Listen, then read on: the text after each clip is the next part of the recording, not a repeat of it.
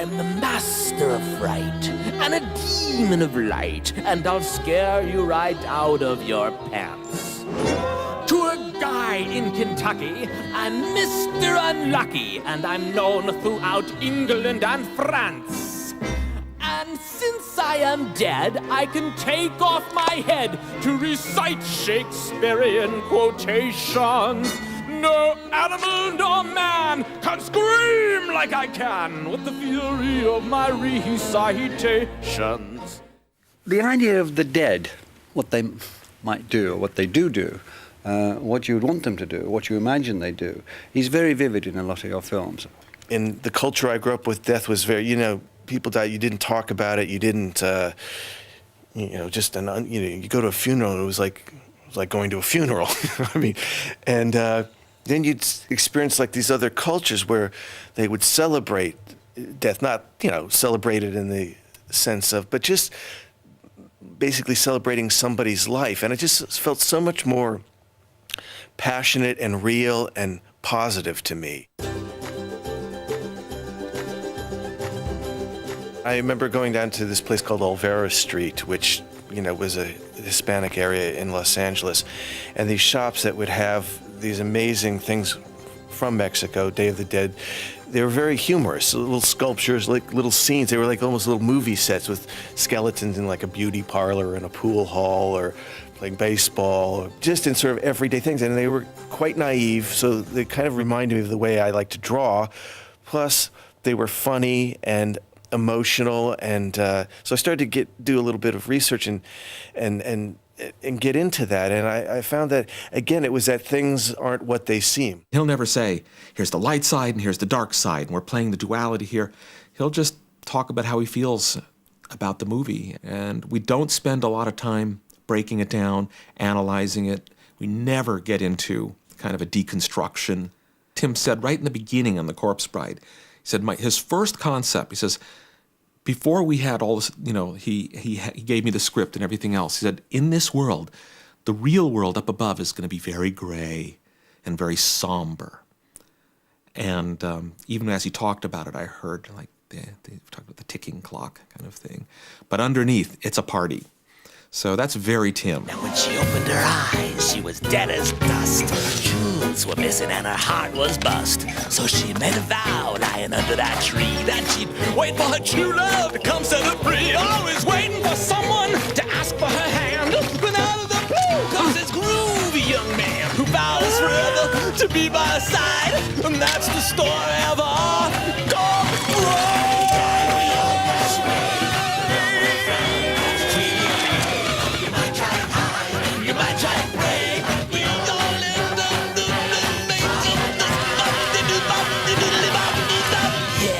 There's something about your films that has a direct relationship with what has been a neglected tradition as far as adults has been concerned for a long time. But when you look back on European and Western culture as a whole, a massive tradition, which we call fairy stories. Well, I've always felt that they're very important. I mean, they're the, before movies, they were the movies, I mean, that's the sort of impact they had, I feel. And that's why I think I like those kind of movies, is that there's something quite magical about being in a dark room and seeing a light come on and a story being told. And when you read some of those old things, it gives you that same kind of effect. And I think, again, growing up in a sort of a semi-bland culture, I was always looking for things to sort of anchor yourself onto the earth with, to kind of look at the mysteries of life and to look at, the abstractions that happen in life. And you certainly feel those as a child, and you certainly feel them as an adult. And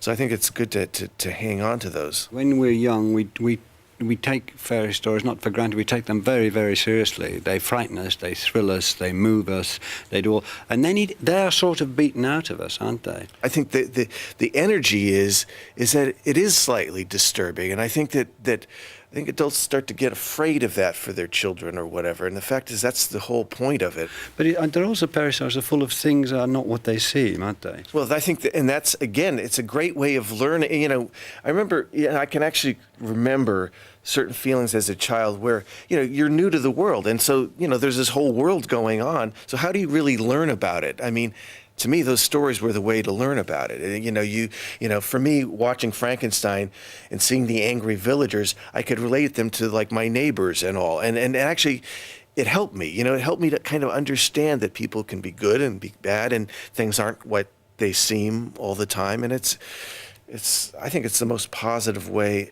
of learning about life. Because you transfer it to what could be called much more realistic situation, like in Big Fish. You don't intellectualize this as much as feel it, but you seem to be drawing on the fairy tale power to see that realistic story through. Yeah. Well, I mean, that's probably the most realistic film I've ever done. And I think part of that had to do that it sort of came around the time where I had that kind of experience with my own father. And, when you have a death of a parent, yeah. I mean, it does sort of bring you out of your fantasy world a little bit. I mean, because I did certainly lived there for a long time, and there's nothing like that to kind of sort of make you look at life in a slightly different way. You really can't expect it until it happens. So that did feel different to me than other films I've done for that reason. Goodbye, everybody. Farewell, adieu.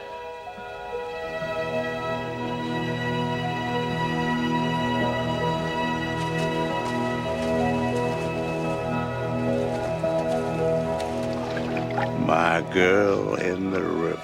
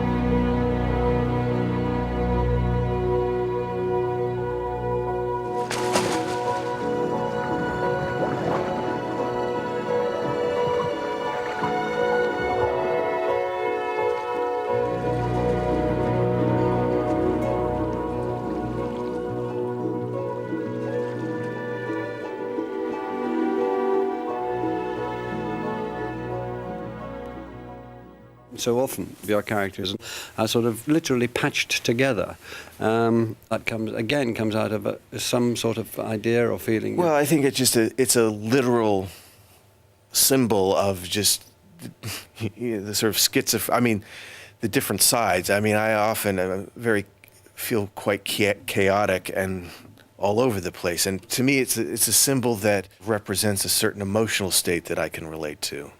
So bits come together and slightly falling apart, slightly held together by sometimes feeling like the thinnest of threads. You can take those kind of abstract feelings and put them into an image, and for me, it says it all that way, in an image without any words. Yeah, and it's where masks and such come into your work as well. Absolutely. I remember talking to Jack Nicholson and him saying, when he did the Joker, it was so liberating to have a mask because, something else comes out of you when you hide behind a mask. And that's what I think all those great horror movie actors realize is that, by hiding behind something, you're able to have something from your subconscious come out, I mean, Johnny Depp's the same way. I like the actors that love hiding behind characters and masks because they experience something that they wouldn't experience otherwise.